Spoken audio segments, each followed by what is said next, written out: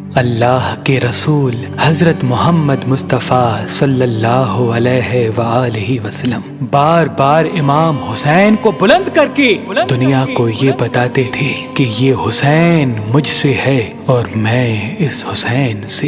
اے لوگو، اگر اس حسین پہ کوئی مشکل وقت آ جائے اور یہ تم سے مدد طلب کرے تو اس کا ساتھ دینا، کیونکہ یہ جنت کے جوانوں کا سردار ہے، میرا خون ہے، میری اولاد ہے۔ لیکن افسوس، ابھی رسول اللہ کی رحلت کو تھوڑا وقت ہی گزرا تھا کہ کربلا کے میدان میں ایک طرف 9 لاکھ کا مجمع تھا تو دوسری طرف وہ حسین جس کو اللہ کے رسول اپنے کندھوں پہ سوار کرتے تھے۔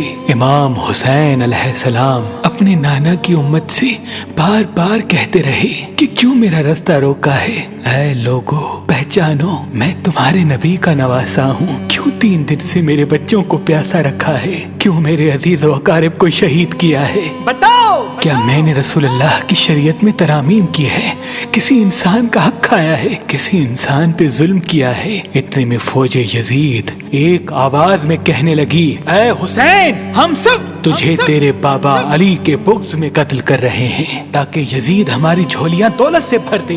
امام حسین نے فرمایا، اے لوگو، آج جس اسلام کا علم تمہارے ہاتھوں میں بلند ہے، یہ علم میرے بابا علی نے بلند کیا، مت بھولنا۔ خیبر و خندق میں اگر علی نہ ہوتے تو اسلام کی فتح ناممکن تھی۔ وہ علی جس نے پوری زندگی اسلام کی تبلیغ کی، حق کو بلند کیا، رسول اللہ کی حفاظت کی، آج اس علی کو یہ اجر دے رہے ہو۔ اے لوگو، بتاؤ، اللہ کے رسول نے بار بار میرے بابا علی کا ہاتھ بلند کر کے فرمایا تھا کہ جہاں حق ہوگا وہاں علی ہوگا، جہاں علی ہوگا وہاں حق ہوگا، اور آج اس علی اور اولاد رسول کو یہ اجر دے رہے ہو۔ اتنے میں یزید کی فوج کے سپہ سالاروں نے دیکھا کہ کہیں فوج میں بغاوت نہ ہو جائے۔ اے شمر، کیا دیکھ رہے ہو؟ حملہ کرو۔ بس لاکھوں کی فوج نے جب رسول اللہ کے نواسے پہ حملہ کیا، امام حسین علیہ السلام نے اللہ کا نام لیا اور ذوالفقار کو نیام سے نکالا۔ تاریخ گواہ ہے، ایک طرف لاکھوں کا مجمع اور ایک طرف 3 دن کا بھوکا پیاسا حسین ابن علی۔ زمین پہ اس طرح کی جنگ پہلے کبھی نہیں دیکھی تھی کہ ایک تنہا انسان لاکھوں کے مجمع کو اس طرح سے فنار کر رہا ہے کہ فوج اشکیا واپس پلٹ کے بھاگنے لگی۔ امام حسین فوج یزید سے مخاطب ہو کے فرماتے ہیں، آؤ، 3 دن کے بھوکے کی جنگ دیکھو، 3 دن کے پیاسے کی جنگ دیکھو، رسول کے اس نواسے کی جنگ دیکھو، اس کی جنگ دیکھو جس کا جوان بھائی مارا گیا، جس کے جوان بیٹے کو نظروں کے سامنے قتل کیا گیا، جس نے اپنے ہی ہاتھوں سے اپنے بچے کی قبر بنائی۔ امام حسین شیر کی طرح فوج یزید سے لڑ رہے ہیں۔ اتنے میں آواز غائب آتی ہے، حسین، تیرا اللہ تجھ سے راضی ہوا۔ بس اس صدا کا سننا تھا، امام حسین علیہ السلام نے اپنی ذوالفقار کو تھام لیا۔ اتنی میں عمر بن سعد کہتا ہے، شمر، کیا دیکھ رہے ہو؟ یہ علی کا شیر ہے، اس کو مات دینا ناممکن ہے، جاؤ خیموں کو آگ لگا دو۔ بس کچھ ظالموں نے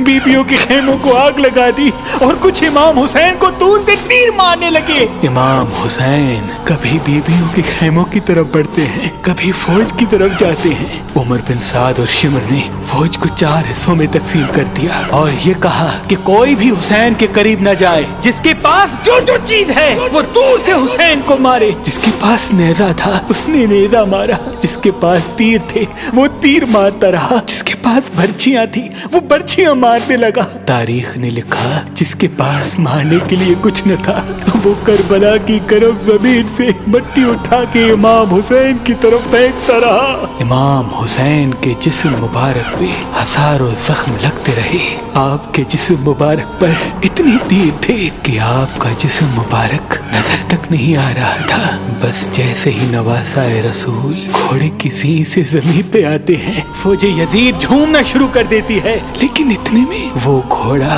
जिस पे आप सवारी किया करते थे वो इमाम हुसैन के चारों तरफ घूमना शुरू कर देता है ताकि इन तीरों से मैं अपने आका हुसैन को बचा लूं। वो घोड़ा दौड़ ही रहा था। इतने में उमर बिन साद ने कहा, ऐ लोगो रुको, मैंने अपनी आंखों से देखा था इस घोड़े पे अल्लाह के रसूल सवारी करते थे, कहीं तीर इस घोड़े को न लगे। और यूं तीरों को चलाना बंद किया गया।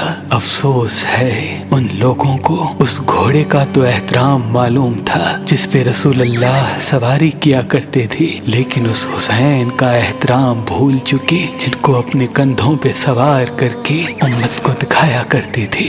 बस इमाम हुसैन अलैहिस्सलाम ज़मीन करबला पे अपना सर रख के अल्लाह का शुक्र कर रहे हैं और वहाँ फौज यजीद के मुख्तलिफ सिपाही इमाम हुसैन का सर काटने के लिए करीब आते हैं। जो भी करीब आके इमाम हुसैन के सर को देखे तो उसे इमाम हुसैन के चेहरे में रसूल अल्लाह का चेहरा नजर आए और वो चीख के दूर चला जाए। इतने में शिमर कहने लगा, ये काम मुझसे ही होना है। जैसे ही शिमर ने खंजर इमाम हुसैन के गले पे रखा तो वो देखे इमाम हुसैन के लब हिल रहे हैं। उसने सोचा, हमने हुसैन का पूरा खानदान कत्ल कर दिया, 3 दिन तक हुसैन के बच्चों को प्यासा रखा, शायद हुसैन हमें बद्दुआ दे रहे होंगे। सुनने के लिए कान करीब करे तो क्या सुने, इमाम हुसैन अलैहिस्सलाम अल्लाह की दरबार में अल्लाह की नेमतों का शुक्र कर रहे हैं कि ऐ अल्लाह तेरा शुक्र है कि इस अजीम इम्तिहान के लिए तूने इस हुसैन को चुना।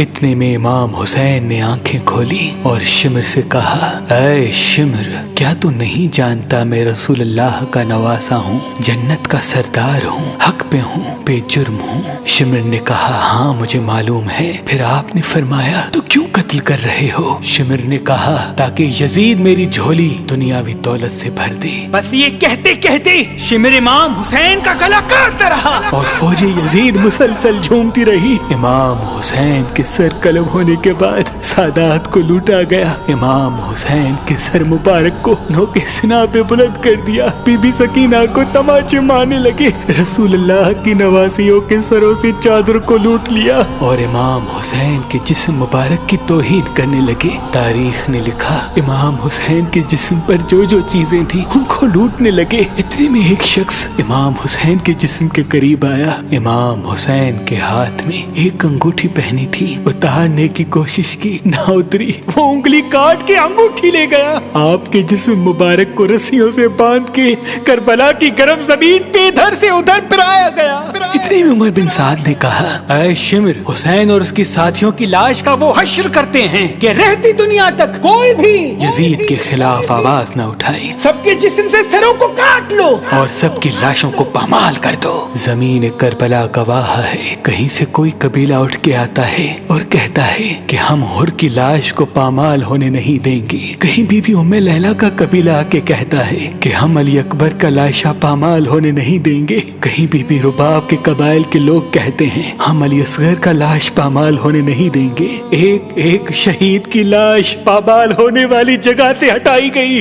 तारीख गवाह है, सिर्फ रसूल अल्लाह का अकेला नवासा करबला की गर्म जमीन पे पड़ा रहा और मगरिब के घोड़े मशरिक की तरफ, मशरिक के घोड़े मगरिब की तरफ दौड़ते रहे। इमाम हुसैन का जिस्म पामाल होता रहा। इमाम जाफर सादिक अलैहिस्सलाम फरमाते हैं, मेरा सलाम हो मेरे उस गरीब दादा पर जिसकी लाश को इस तरह से पामाल किया गया कि उनकी दाईं पसलियां बाईं पसलियों की तरफ चली गई और बाईं पसलियां दाईं पसलियों की तरफ चली गई, जिनका सीना और पुश्त एक साथ हो गया। सलाम हो मेरे उस बेवतन दादा हुसैन पर जिनके जिस्म मुबारक के टुकड़ों को जमीन करबला पे बिखेरा गया। सलाम हो, सलाम हो, सलाम हो। बिखेरा गया तो जमीन करबला पे बिखेरा गया।